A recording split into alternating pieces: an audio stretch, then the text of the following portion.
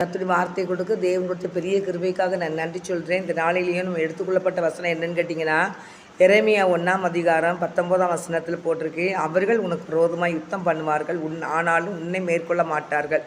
உன்னை ரட்சிக்கும்படிக்கு நான் உன்னுடனே கூட இருக்கிறேன் என்று கர்த்தர் சொல்கிறார் அப்படின்னு வேதம் கூறுகிறது. என் அன்பு சகோதரி சகோதரியே, அவர்கள் உனக்கு விரோதமாக யுத்தம் பண்ணுவாங்க, ஆனாலும் உன்னை என்ன செய்ய மாட்டாங்க, மேற்கொள்ள மாட்டாங்கன்னு வேதம் கூறுகிறது. என் அன்பு தேவ பிள்ளை, எவ்வளோ பிரச்சனைகளையும் கடந்து வந்தேன், எவ்வளோ போராட்டங்களை கடந்து வந்தேன், எனக்கு விரோதமாக பயங்கரமாக யுத்தம் பண்ணுறாங்க, இவங்கள மேற்கொள்ள என்னால் முடியலையே அப்படின்னு நீங்கள் நினச்சிங்கன்னா அவங்க மேற்கொள்ள மாட்டாங்கன்னு தான் பைபிளில் போட்டிருக்கு. ஆனாலும் உன்னை மேற்கொள்ள மாட்டார்கள், உன்னை ரட்சிக்கும்படிக்கு நான் உன்னுடனே கூட இருக்கிறேன் ஆண்டு சொல்லிக்கிறேன். தேவ பிள்ளைய இந்த ஜனங்களை என்னால் மேற்கொள்ள முடியலையே அப்படின்னு சொன்னால் ஆண்டு சொல்கிறது, நான் சொல்கிறேன் என்ன அர்த்தம்னா, நான் உன்னை ரட்சிக்கும்படி நான் என்ன செய்கிறேன், உன்னுடனே கூட இருக்கிறேன் என்று ஆண்டவர் சொல்கிறார். அதனால் தேவ பிள்ளைகளாகி நீங்கள் யாராக இருந்தாலும் சரி தான், ஆண்டவர் உங்களை ரட்சிக்கும்படி உங்களோட கூட இருக்கிறாரு. நீங்கள் அதனால் என்ன செய்ய வேண்டாம், அவங்களுக்கு நீங்கள் என்ன செய்ய வேண்டாம், பயப்பட வேண்டாம்னு தான் ஆண்டவர் சொல்கிறாரு.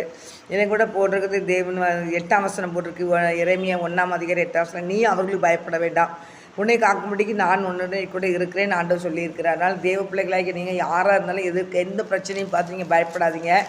ஆண்டவர் அந்த தீமையெல்லாம் நன்மையை கர்த்தர் மாற்ற வல்லமையுள்ள தேவனாக இருக்கிறார்.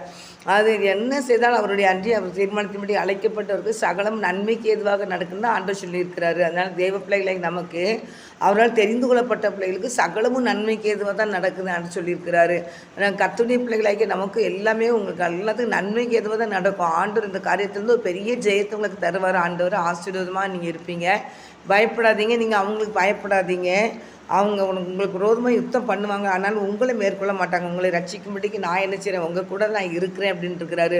கண்டிப்பாக அதுலேருந்து நம்மளை ஒரு பெரிய மீட்பு ஆண்டவர் தருவார். நீங்கள் அதனால் எதையும் குறித்து கலங்காதீங்க. சூழ்நிலைகள் இப்படி இருக்குன்னு சொல்லி கலங்காதீங்க, கண்ணீர் வடிக்காதீங்க, போராட்டாதீங்க. தெய்வ சமூகத்தில் மட்டும் உங்கள் போராட்டத்தையும் உங்கள் கண்ணீரையும் ஊற்றுங்க.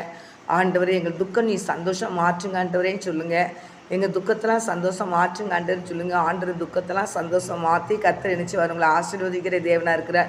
எதையும் குறித்து கலங்காதீங்க. கர்த்தர் பெரிய காரியம் செய்வார். தீமையான காரியமாக இருந்தால் கூட நன்மையாக நமக்கு மாற்றி கொடுக்குற தேவன் நம்ம ஆண்டவர்.